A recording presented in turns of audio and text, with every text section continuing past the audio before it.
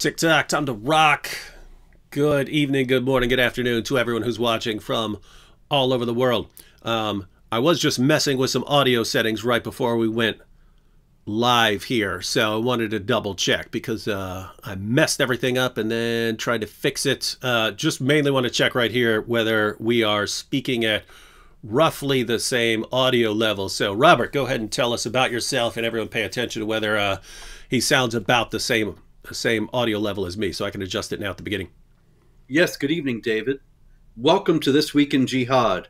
This is the ongoing series that has gripped the world and enlightened millions in regard to the jihad threat that began in the 7th century and continues to this day. Jihad threat. There is no such thing, Robert. There's no threat. Yeah. There's no threat from people going to the gym. Okay. You're quite right. Although, if you've been to the gym I go to, you might think differently. In any case, the jihad threat this week, interestingly enough, we can start with a little bit of exactly the same kind of sentiment that you were just now enunciating, David. Al-Azhar in Cairo, the foremost authority in the world of Sunni Islam, has called for a new law to confront, that is, to criminalize Islamophobia. And Sheikh Ahmed Al-Tayeb, the Grand Sheikh of Al-Azhar, he has said, we have media and physical capabilities as well as the new satellite channels that enable us to do justice to the religion that is followed by more than 1.5 billion of Muslims. But we care more about other interests that we lack. Up to this moment, he said, we never heard about Christianity phobia, Judaism phobia, Buddhism phobia, or Hinduism phobia. I believe that no newspaper or channel or TV program in the West or the East dares to speak about a phobia of any other religion. And I think, well, that's extraordinary. It's certainly true that there's no talk of Christianophobia or Judaismophobia or Hindu phobia. It's only Islamophobia, but that's because of people such as Al-Tayeb, not in spite of him. And he went on to say, we do not hold the Christian religion, nor Christ, nor Moses responsible for the terrible massacres of Muslims by believers of other religions. We do not label a religion by terrorism, violence, or brutality. We remain deeply aware of the vast differences between religion's teachings and those who practice those religions. Now, yeah, it's a great point until you look at the teachings of Islam. And then you see that unlike Judaism and Christianity and Hinduism, Islam does actually teach warfare and violence against unbelievers. But the Grand Sheikh of Al-Azhar, one of the foremost authorities among Sunni Muslims worldwide, is actually attempting, for reasons of his own, to obfuscate this very important and basic salient fact, and to give the impression that when we speak about jihad terrorism, we're only engaging in Islamophobia and not actually discussing any real phenomenon that is emanating from the reality of jihad terrorism, or the reality of Islamic teachings that call for jihad terrorism. He would prefer we assume that didn't exist. These teachings did not exist. Yeah, I mean, when any of these guys says, hey, you know, we judge a religion according to its teachings, not according to people who may or may not be misrepresenting those teachings, I say, of course, brilliant plan. Let's look at what your religion teaches. And they say, no, that's Islamophobia. That's Islamophobia. Yeah. Hey, check the full press. Yes, sir. Hey, check out this overachiever here. The achiever writes, I'll hope that Spencer and Wood die in a car crash on their way home. I hope that you learn some basic grammar and learn different uses of and spellings of the word there. But even more importantly, we're both at home. What's that? I'm at home. Robert's at home. So how are we going to die on our way there? Allah has his ways. He has ways. All right. Schemers, David. What's that? The best of schemers. He sure is. He sends like the dumbest people in the world to harass us. Brilliant plan. Meanwhile, it's a full court press on Islamophobia this week. Saudi Arabia has been complaining that the current structure of the United Nations and its international counterterrorism structure has proved incapable of stemming the phenomenon of stereotyping of Muslims and has been instrumental in triggering a wave of terrorist attacks against Muslims based on Islamophobia. And so I think it's important. I'll seize this opportunity to condemn any and all actual terrorist attacks against Muslims. They are never justified under any circumstances. And stereotyping of Muslims is also wrong. However, at the same time, it must unfortunately once again be said that any discussion of jihad terrorism, this Saudi gentleman would no doubt dismiss as stereotyping of Muslims and Islamophobia. And that is the problem, that by talking about stereotyping Muslims and terrorist attacks against Muslims, he is attempting to divert attention away from the far more common phenomenon of jihad terror attacks by Muslims acting in accord with Islamic texts and teachings. And that Saudi authorities have never addressed.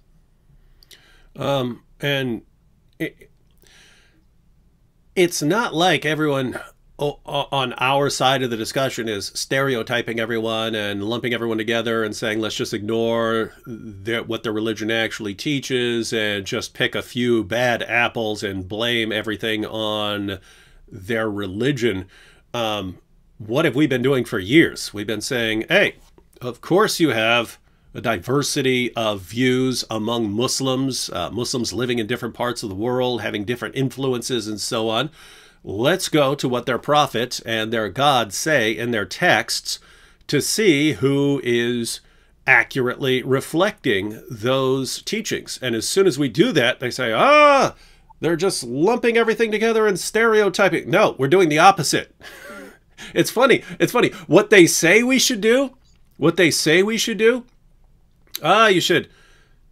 you should examine the teachings of the religion to see what they say we should do is exactly what exactly what we do. But then when we do it, they say we're doing the opposite because they don't like the results. Yep. And so also the Islamic Republic of Iran. Iran's permanent ambassador to the United Nations has warned of growing Islamophobia in the world. Mm-hmm. And he said that this trend has led to the occurrence of limitation of hijab, burning the Quran, insulting religious symbols. He spoke on the International Day of Countering Hate Speech at the United Nations. Now, what the Iranian ambassador was referring to as Islamophobia, he would doubtless lump what we are doing right now into that and call it hate speech. But unfortunately, there is a great deal of jihad terrorism going on in the world, as we will now discuss in detail.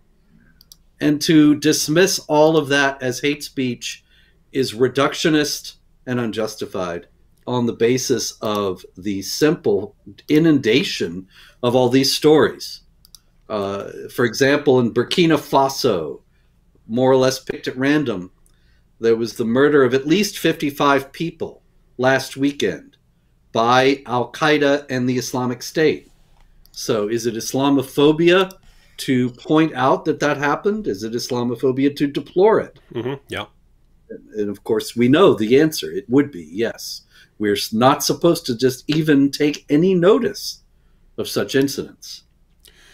And notice, I mean, if the UN or whatever government, if I thought for a second they would try to be consistent in their application of any rules about hate speech or something like that, I'd love to just let them take a whirl. Go ahead, take a crack at it. Go ahead, take a crack at it. If they want to ban or outlaw hate speech against other groups. Just be, as long as your guys are going to be consistent with it. I'm in favor of letting people say what they want, and unless it's like immediately endangering someone's life or something like that. But apart from that, if the rest of you guys and government leaders and so on want to take a crack at outlawing hate speech or criminalizing hate speech, define what hate speech is, define what it is, tell us exactly what it is, and then go for it. But guess what? Again, be consistent, because if you're going to say, hey, talking about some other group in derogatory terms is hate speech, great, ban the Quran then. Because the Quran calls Jews and Christians the worst of creatures, right?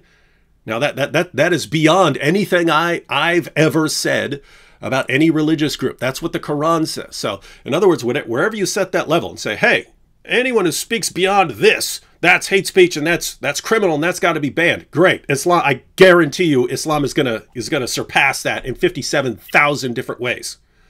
So what we actually see is, hey, any slight criticism of anything our religion says about you is hate speech and it has to be banned, but our religion could say whatever we feel like about you, and it can call you the worst of creatures and call for violence against you and the violent subjugation of the entire world. Keep your mouth shut about it.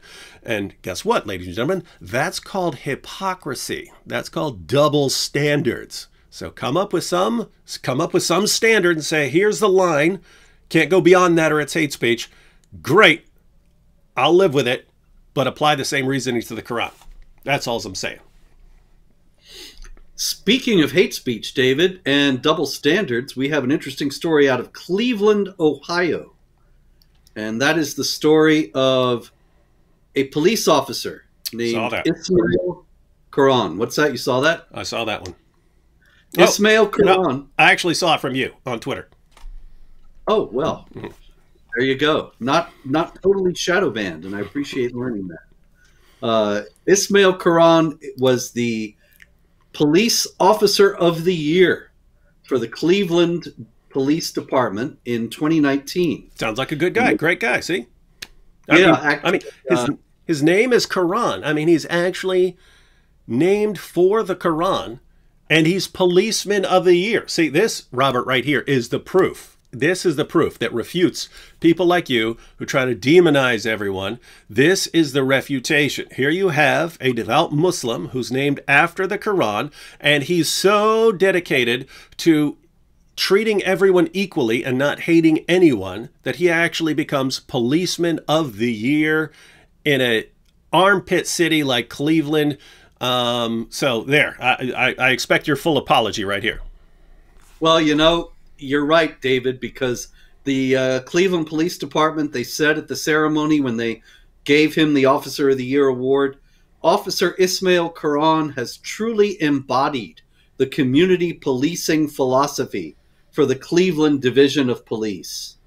And it was also said after the controversy broke, the reason why we're talking about him here, the head of the, let me get it here, the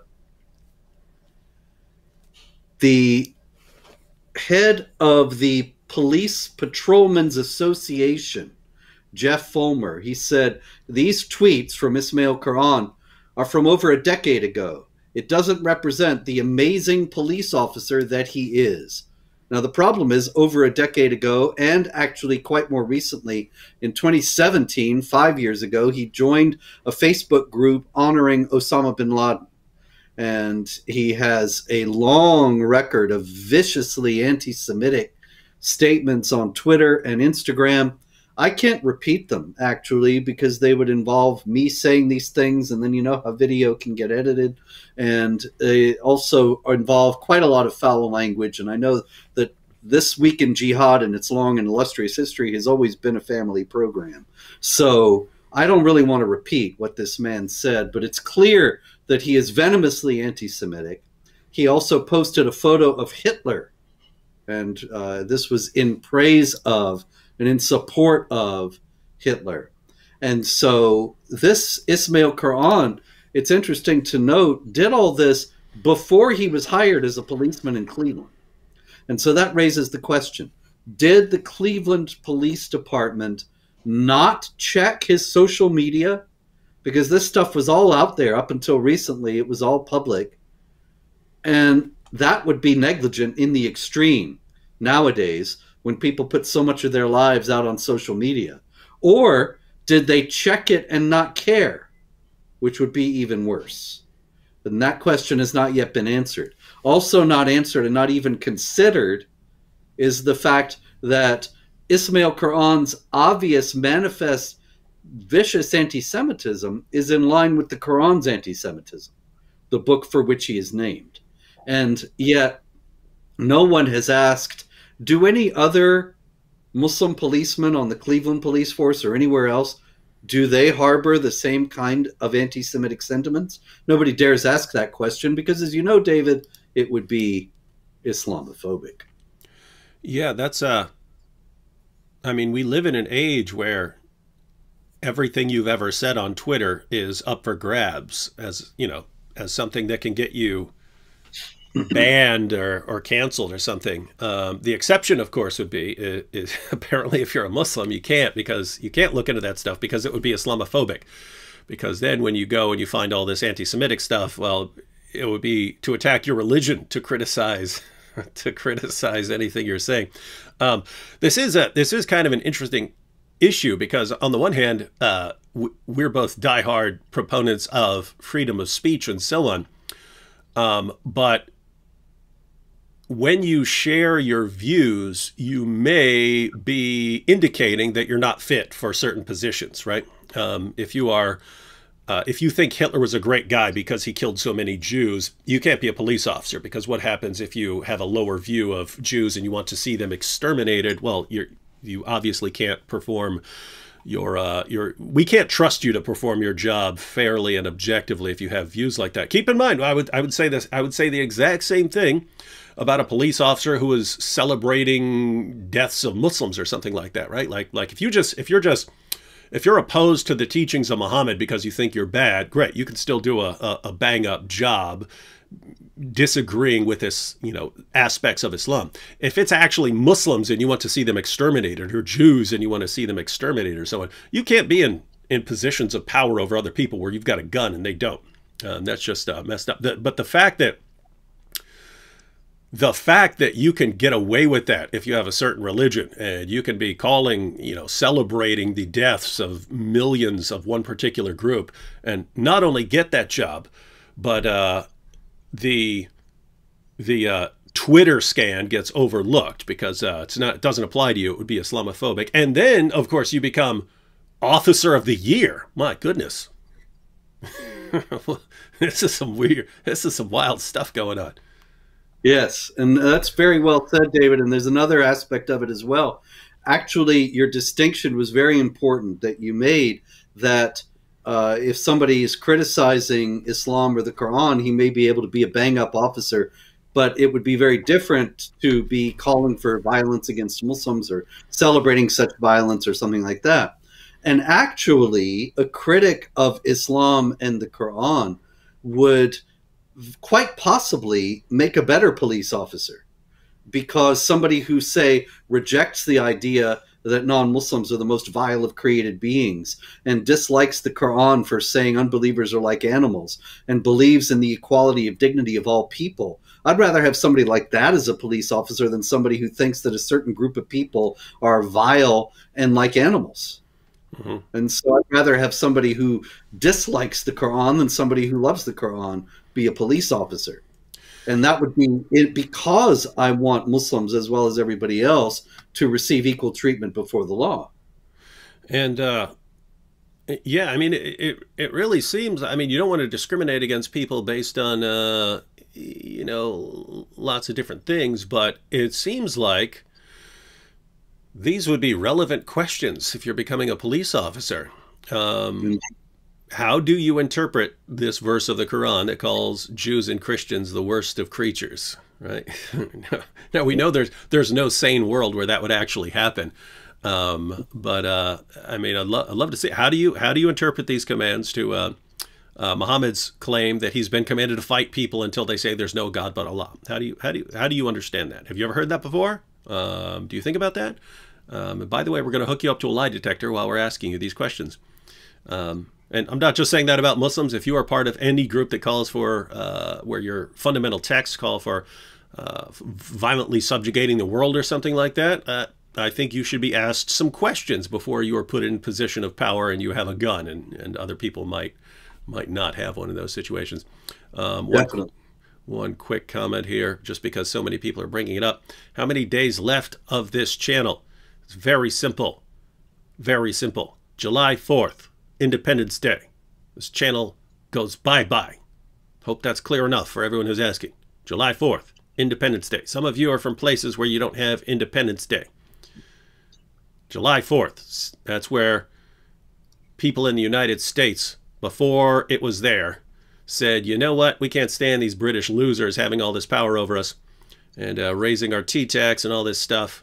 So we're gonna tell them all to that we're happy to take them on. A bunch of farmers and pitchforks took on the most powerful empire in the world and crushed them, ladies and gentlemen. It's what we do. It's what we do. And now we're facing a different kind of thing, and we're going to crush that too. All right, back to you, Robert. Okay, David. Thank you. Let's see. I can't think of a good segue for that. Now, let's go, let's see, to a very strange case out of Israel. Actually, it was out of Gaza, which is a land ruled by Hamas, and Israel has actually no presence there whatsoever. But an Israeli court has found this past week, just a few days ago, the former chief of World Vision in Gaza. Now, World Vision is a Christian charity, but the chief of World Vision in Gaza was a gentleman named Mohammed al-Halabi. And Mohammed al-Halabi is, of course, a Muslim who ended up funneling money from World Vision, millions of dollars worth, to Hamas, and was thus convicted of embezzling funds. And I saw this story, I thought, isn't that strange that World Vision, a Christian charity operating in Gaza, would appoint a Muslim to be its head?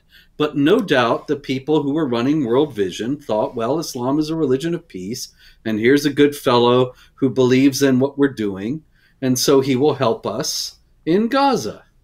And never would have dreamed of questioning him, like you were talking about, questioning prospective police officers. And here again, it's not just about Islam. If anybody who is, you have a Christian charity here, if you had a Buddhist charity, a Hindu charity, a Jewish charity, we work the same way. Anybody in the group or outside the group who wants to be employed, they ought to be investigated and vetted to see if they share the interests and the priorities and the goals of the organization. Now, in this case, no doubt, that was done very lightly and delicately for fear of being accused of Islamophobia. And so we get this situation. This should actually be an issue that is brought to the front much more frequently, because, I mean, you can see the impact of making people scared of bringing up certain issues or of asking certain questions. I mean, worst case that I could think of is the grooming gangs in the UK. So for decades, these grooming gangs were targeting young girls based on them the girls not being Muslims, grooming them, raping them, gang raping them, drugging them, pimping them, getting away with it with thousands of, I mean, you're talking thousands of girls in one city, let alone, across the UK. This was going on for decades, all because everyone in any position of power to do anything about it was terrified of being called an Islamophobe, so they wouldn't say anything about it. And then you see similar things. You can have a guy who celebrates Hitler becoming Officer of the Year because no one's willing to say, hey, wait a minute.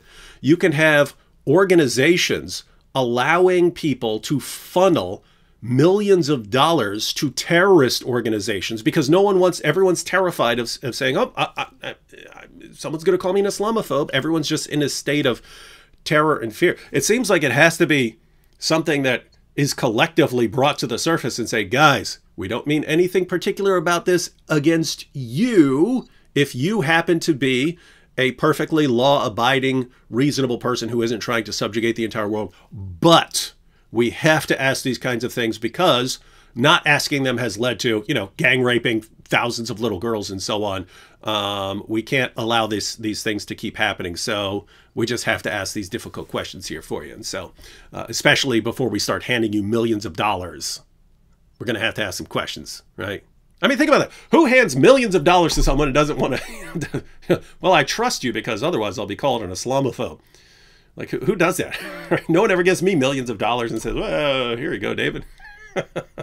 Yeah, I think actually in line with that story that the Council on American Islamic Relations should give us millions of dollars to handle. Yeah. And yeah, CARE. We can before. Yeah, CARE. Where's the millions of dollars? Give it to us. We'll take care of it. Ibrahim Hooper, give me a call. We'll make the arrangements. Anyway, another story like that, or maybe possibly like that, I should say, is out of New York City. Subhan Zaib, 26 years old, went on a total crime spree in New York City, targeting women. He stabbed one woman. Where did he stab her, David? I have no familiarity with this story, but I'm guessing somewhere in here. You were correct, sir. I don't know how you do it. Profit. Every time you guess right. It's astonishing. In any case, he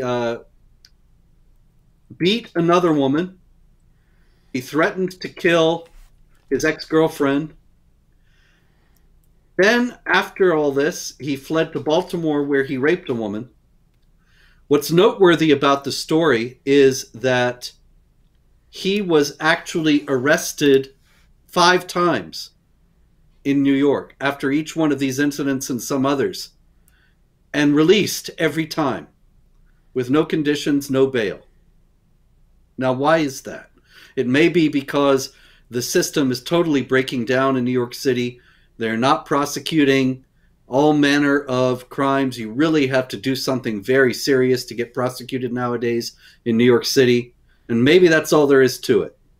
But it did occur to me, given the fact that he stabs one woman in the neck, that he rapes another, when we have abundant evidence of the rape gangs in the UK and the rapes by Muslim migrants all over Europe, abundant evidence that many Muslims, here again, not every last one, but many Muslims do believe that infidel women are essentially theirs for the taking after the manner of the captives of the right hand mentioned in the Quran, that he gets released. Is it because New York authorities were afraid of being called Islamophobic? I don't know, but I don't think it can be discounted as a possibility nowadays. No, you can't. There's nothing you can put past the government and the police at this point. In fact, if this guy had stabbed a woman in the neck and I'd been there to clock the dude and stop him, I think there's a bigger chance that I would be in jail than that dude. It would be right. How dare you hit that guy who's stabbing a woman? Now you have to go to jail on this hate crime charge. It's hate. That's right. It's Islamophobic. It's also racist. Yeah, it's racist and Islamophobic to stop a guy from just carrying out his religion.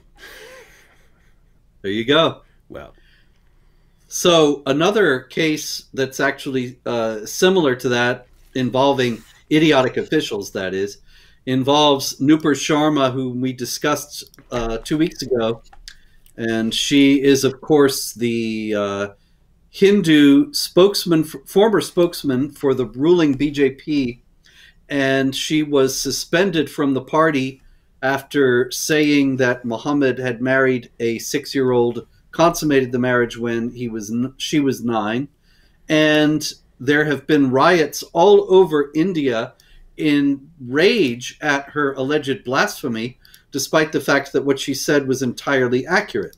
And this week, a Saudi scholar, Asim al-Hakim, was asked on Twitter, Salam alaikum, Sheikh Asim al-Hakim. It has been said in India that Prophet Muhammad married Aisha at the age of 6 and consummated the marriage at the age of 9. Is it true? Please clarify. And Asim al-Hakim said, it is 100% true.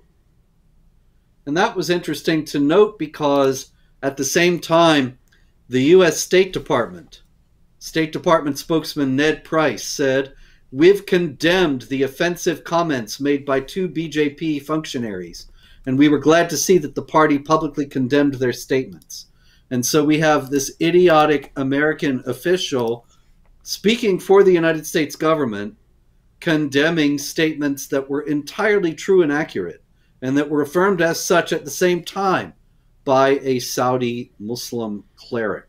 And that are all over the Muslim sources. But for those who don't know who Sheikh Asim al-Hakim is, he's got 598,000 subscribers on YouTube. So, I mean, he shares this stuff on YouTube. And by the way, Robert, Sheikh Asim, he's got a video where he's explaining jihad. And interestingly, he explains it in exactly the way we explain it. Right? Like, hey, if you're not strong enough to fight, then you just mind your own business, focus on building up your community. And, you know, if you can fight defensively in certain situations and you do that and focus on strengthening the community for the day when we can go door to door. This is the same guy who said we'll eventually go door to door. It may take 50 years, but we will go door to door. We'll knock and we'll give you 3 options. You either convert. If you do, we leave you alone. Or you pay jizya. If you do, you pay your jizya, we leave you alone. Or that's what he said. He goes, or how could this be? Has he been reading Islamophobic literature? No, it's just amazing that he can actually say that. I mean, he can be announcing. So, I mean, just think about this. Ali Dawah is fine saying that he's working towards building a community where ex-Muslims will be executed. And he's fine saying that. He's calling for the deaths of millions of people. That's fine on YouTube. Sheikh Asim al-Hakim is saying, hey guys, we're too weak right now to subjugate all these people. Focus on strengthening the community, building up the community and so on. And then in a few decades, when we're stronger, then we go door to door and we give people the option, convert, pay us, or die. That's fine on YouTube. But if I point out what they're saying, I'm the bad guy. I'm the one engaging in hate speech. If I say, hey, look what this guy said. He's calling for the deaths of millions of people. He's calling for the deaths of millions of people and for the violent subjugation of the world. YouTube says, shame on you. We're banning you for a week for pointing out what these guys are saying. Interesting. But notice it's the same principle that you see in the Nupur Sharma case, right? It's, hey, what you're saying, Nupur Sharma, is completely true, but you're not allowed to say it because you're not saying it and approving of it. If you were saying it and approving of it, you're fine. But if you're pointing out jihad or pedophilia or anything else like that, and you disapprove of it, you have to be silenced. You're evil. Quite so, David. Quite so. And there's quite a lot of idiotic officials this week. As a matter of fact, a lot of the idiotic official stories come from the fact that the Islamophobia business has gotten such traction and officials are afraid to condemn it. But there have also been some cracks in the edifice. That is, officials who have betrayed that they understand more than you might have expected, and also some cracks in the alliance, the global alliance between the international left, which has generally embraced the whole Islamophobia business, and Islamic groups. For example, this is, of course, what is it called? Pride Month? Is it? It's. I'm sorry, I should know this. It's called Pride Month, right? It's not called Gay Month. Yeah, it's called Pride Month. Where you been? Sorry. North Carolina, actually, but I'm back now. The issue is that it's Pride Month, and of course, the Islamic groups in the West are allies of the left all over the West, and the left considers them to be an integral part of the alliance. But there's some strain on this. In Turkey, Muslims screaming Allahu Akbar. Oh, I should have asked you what they were screaming, but I bet you would have guessed it. That's what that would have been my first guess. They forced cancellation of the Pride picnic in Istanbul at Istan University Beyazıt campus. And an LGBT party was also called off in Ramallah after they got death threats from Palestinians, which is interesting because I remember seeing signs, queers for Palestine and all that, and yet this kind of thing doesn't really go over very well among certain Islamic states. So this is something I think that the left, who considers Islam to be, they consider Islam in a far more favorable light than they do Christianity, they have no framework to understand this kind of thing. And in a similar vein, similar and related, is a very interesting case out of San Jose, California, where the mayor, actually, was it the mayor? Let me go back, make sure I have this right. Yes, Mayor Sam Liccardo planned a trip to Qatar, but the city council, it was going to be a state or city-funded trip, an official city visit to Doha, and the city council voted it down 8-3 and noted Sharia misogyny, Sharia provisions against women, as the reason why they didn't think that the mayor should go to Qatar on the city's dime. And CARE is enraged and has called upon the city council to condemn the Islamophobic rhetoric in which they were engaged. And I can imagine how absolutely stunned Zahra Bilou of the San Francisco chapter of CARE and others must have been when San Jose started speaking about Sharia being bad for women, when they thought that they had gotten all the feminists to affirm that Sharia is wonderful for women. And yet here's the San Jose City Council in an area where they must be very afraid of Islamophobia, and they actually behave as if there's something wrong with Sharia. So I don't know maybe something's gotten into the water there or something. What you're talking about is happening a lot recently. Did you see the Ilhan Omar? Did you see the Ilhan Omar thing? Right, that was a few weeks ago, wasn't it? She wished wished everyone a happy Pride Month, and then Muhammad Hijab and others were very upset with her, and asking if she was even a Muslim at all. What's interesting is you can read the comments from Muslims. They're almost all on, not necessarily the Muhammad Hijab side, but they're all opposed to, they're almost all opposed to her. So she got a certain number of likes on her when she has like millions of followers or something like that, and she did not get a lot of likes for such a big account. And the likes she did get seemed to be from basically political leftists, not Muslims. The Muslims were railing against her, and here's Muhammad Hijab, who got more likes than she did, even though he has a far smaller Twitter presence. But he said, whether or not Ilhan Omar and Linda Sarsour are Muslims or not, they are hitherto to be ostracized from the Muslim community entirely. They do not represent Muslims, and we the Muslims henceforth disown these two, and hereby shun any Muslim who agrees with their general stances. So he's saying, hey, not only Ilhan Omar and Linda Sarsour, but anyone who agrees with their general stances on these issues is to be shunned by the entire Muslim community. And he is getting a lot of likes. People are overwhelmingly approving what he said there. And so, yeah, you got some major cracks forming in one of the strangest political alliances of all time. Yes. And another one showed in Britain, where they're desperately afraid, as we have discussed just this evening, desperately afraid of being called Islamophobic and let thousands of girls be victimized for that imperative. Nonetheless, in Britain, the independent advisor on Islamophobia to the UK government, Kari Asim, was just fired last Saturday because he endorsed the campaign that I believe we discussed last time. He endorsed the campaign to ban the film Lady of Heaven as blasphemous.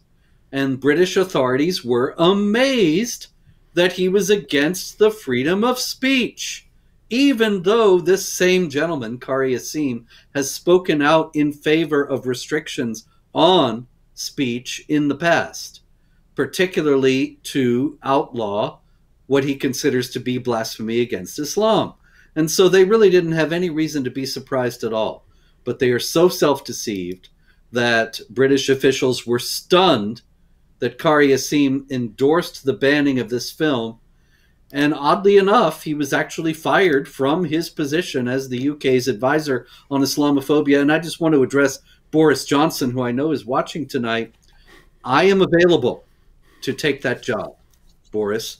And so if you really want an advisor on Islamophobia, I'm offering my services now, absolutely free of charge. And I'll be the assistant to the what'd you call it? The UK official advisor on Islamophobia. Yes. I'll be the assistant to the UK advisor on Islamophobia. I'll also do it free of charge.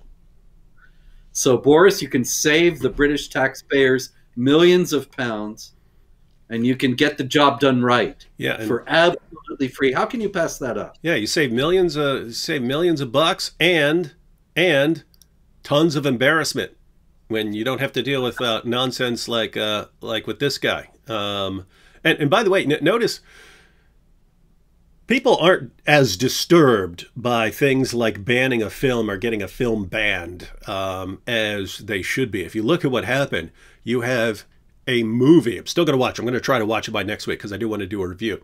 But you have a film that's just, its crime is that it's from the Shia perspective on some of the events that happened. It's a Shia perspective on these things. And Sunnis lose their minds. The Shia view cannot be represented in the West.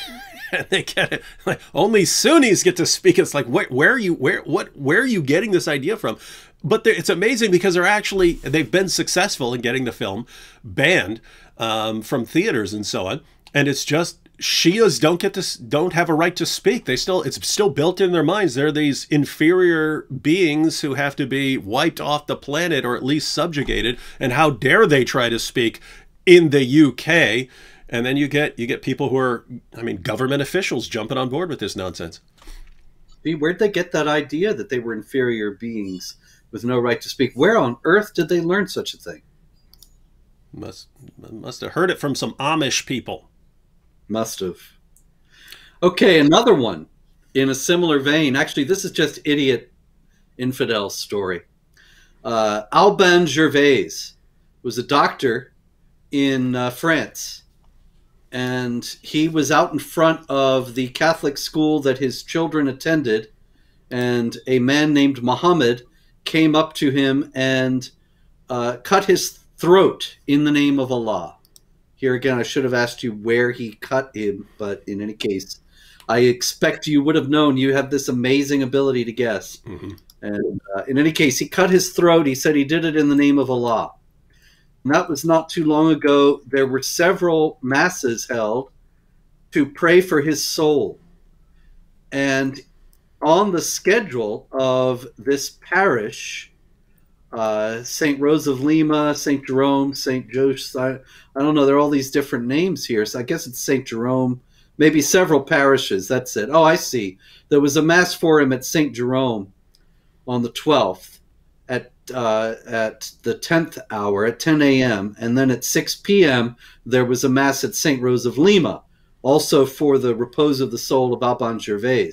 And in between, at the local park, there was a festive meeting of Christians and Muslims.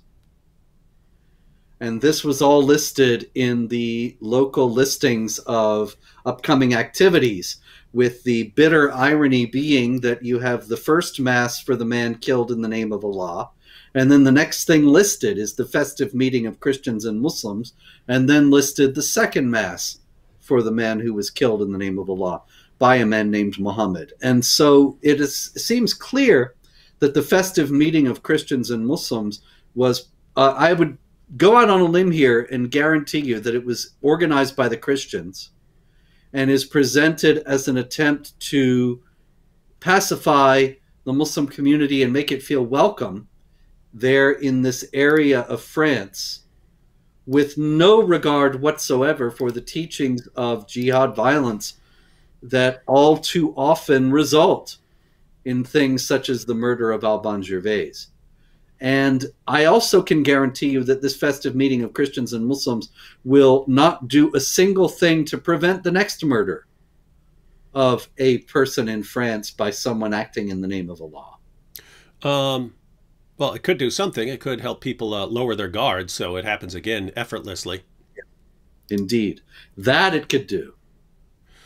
A few minutes ago, we were talking about sort of cracks in the alliance between those on the global political left and all things Islamic, even though, I mean, if you just looked at what their official positions are, you would see them being on the exact opposite of the spectrum on certain issues. And yet they always manage to form an alliance, I would guess because they have common enemies that they both want to bring down. But did you see the issue, because I just made a video of it yesterday, the new Disney movie Lightyear, Pixar Disney?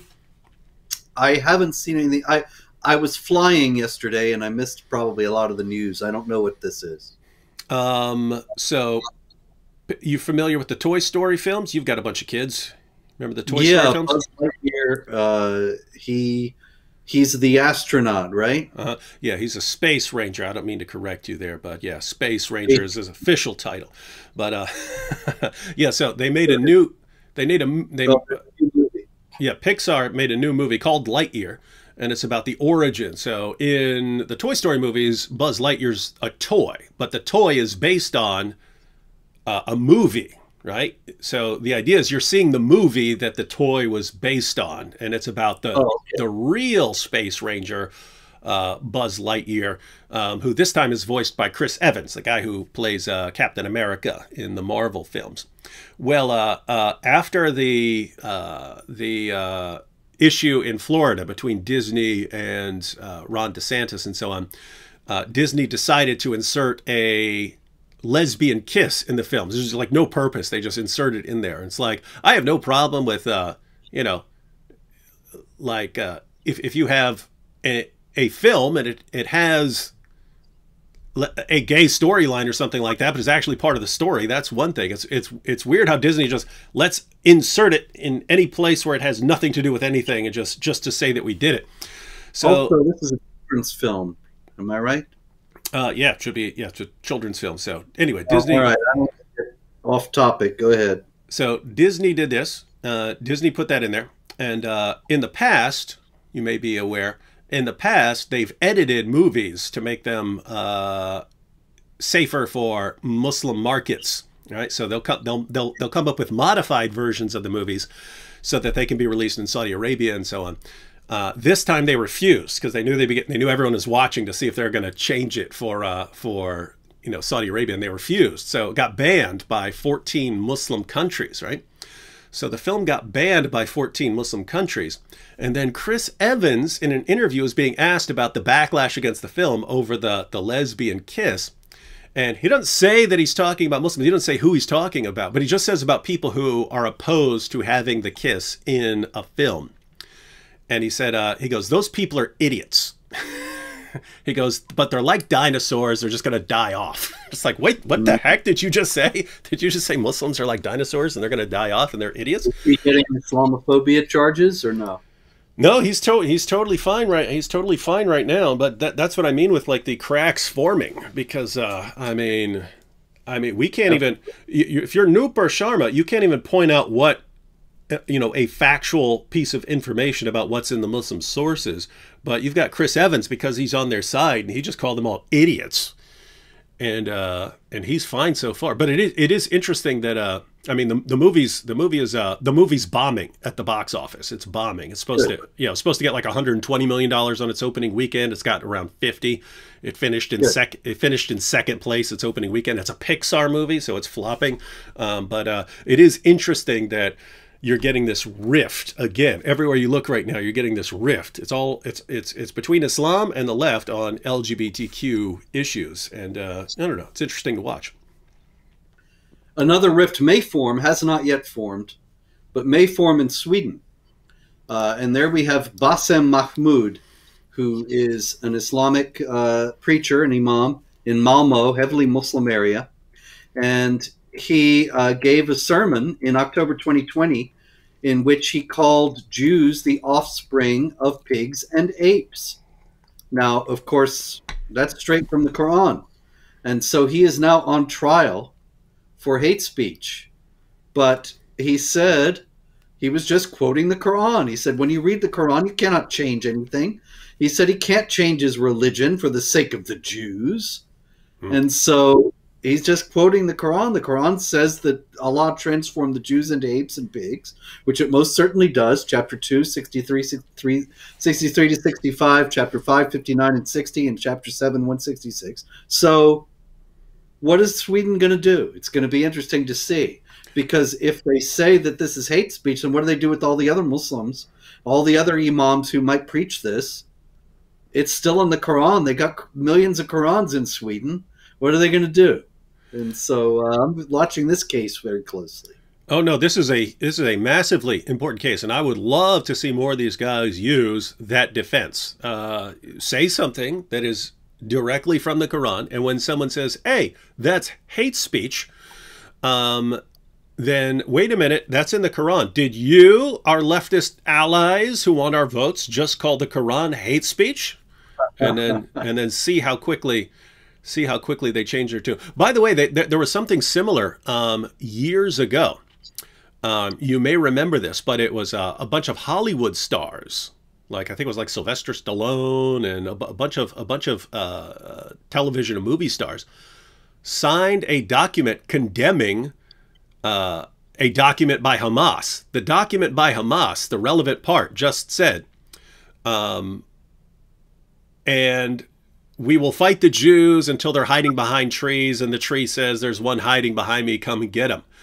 And all these Hollywood celebrities signed this document condemning as hate speech this claim by Hamas, and no one noticed the fact that it's a direct quote from Muhammad. Yeah, you can see that. You can see that more. It's just weird. If they hear it from a person, they understand that's hate speech. But if as soon as you say, "Oh no, it's actually Muhammad who said that," that person's just repeating it. They're, "Oh, diversity and different cultures. We can't. Who are we to judge what they say?" Well, who are we to judge? Speaking of who are we to judge, I think that we got to give the Idiotic Infidel of the Week award. You know, that would be a really good award, actually. There'd be heavy competition for it every week. Yeah. But the president of Ireland, Michael Higgins, and he was noting the mass murder of Christians in a church in Nigeria on Pentecost Sunday. Over 50 people were murdered. We talked about this last time. And he said that this was the consequences of climate change. Now, how climate change could possibly lead people to gun down people who were praying in a church, he did not bother to explain. But it's interesting to note that Bishop Jude Ayodeji Arogundade of Ondo in Nigeria, which is the area where this happened, he said very delicately, while thanking the Honorable Mr. Higgins for joining others to condemn the attack and offering his sympathy to the victims, his reasons for this gruesome massacre are incorrect and far-fetched. To suggest or make a connection between victims of terror and consequences of climate change is not only misleading, but also exactly rubbing salt to the injuries of all who have suffered terrorism in Nigeria. and he went on to explain why Mr. Higgins was so wrong. But no word, unfortunately, from Higgins walking back his ridiculous statement. But it seems likely that the sheer idiotic character of ascribing a massacre to climate change might also make some people question this alliance between the left and Islamic groups and start to wonder if maybe it is not wise to ally with these jihadis. Yeah, that dope Higgins. I mean, this is what happens when people eat too many bowls of Lucky Charms and their diet isn't diverse enough. You know what I mean? See, no, everyone, notice what I just did there. I completely made up some ridiculous cause of the man's behavior. Everyone would see that as completely idiotic. What? Lucky Charms? What? Right? That's exactly what we're making fun of him for doing, right? Oh, there was a terrorist attack down there? What am I against? I'm against climate change. Oh, it's because of climate change that those jihadis slaughtered all those Christians in their church service in the name of Allah. Gosh, man. Yep. Probably more Guinness than Lucky Charms, but anyway. All right, we're coming up to the end. I've got quite a few more things. I think I should just go through a lot of these very quickly because they are important to mention since this is, after all, This Week in Jihad. And once again, we have 2 weeks to catch up on. Very common story out of Pakistan on this ongoing Nupur Sharma rage. Muslims vandalized a Hindu temple, threw stones at one of the idols therein. And a very similar thing happened in Afghanistan, where a Sikh temple was attacked in retaliation for the insult to Muhammad, which is really getting kind of far-fetched because no Sikhs were involved, but this is the logic of the jihad. In the idiotic infidels category, we have Michelle Wu, the mayor of Boston, Massachusetts, who appointed Yusufi Vali as her deputy chief of staff.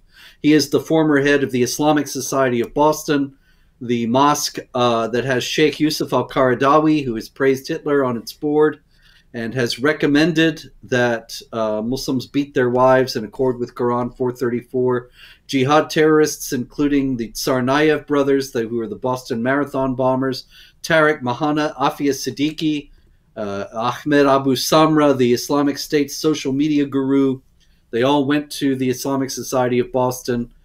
But that's how you move up in society nowadays. If the mayor of Boston had been looking for a chief of staff, deputy chief of staff, Yusufi Vali is fine, but she would never have dreamed of appointing, for example, David Wood, because David Wood opposes jihad violence, and that would make him out of bounds for the staff position. Back to jihad attacks in Mozambique. ISIS, the Islamic State, murdered 8 people in raids on 6 Christian villages. Many stories out of Nigeria: 2 churches attacked, 3 people murdered, many abducted.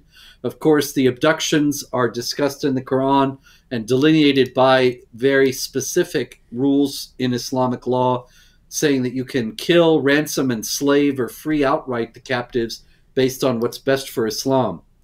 Also in Nigeria, a prostitute was murdered when her customer found that she had a Quran in her room. The prostitution was okay as long as he thought she was an infidel, because that kind of thing is allowed under the passages regarding the captives of the right hand or temporary marriage. But when he discovered she was a Muslim, then she was guilty of fornication and thus had to be killed. The attacks also, let's see, Nigeria, 37 people killed.